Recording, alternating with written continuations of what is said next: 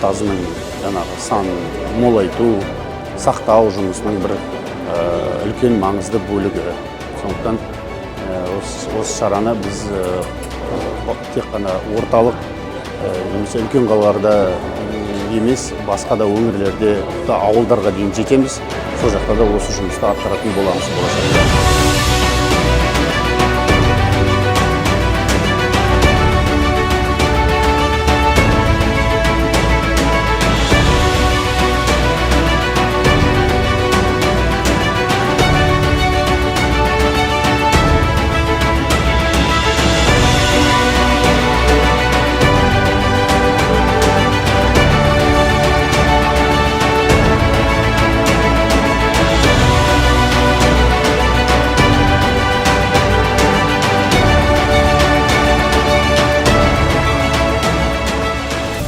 Тазы иттің ең бірінші қасиеті ол тектілігі.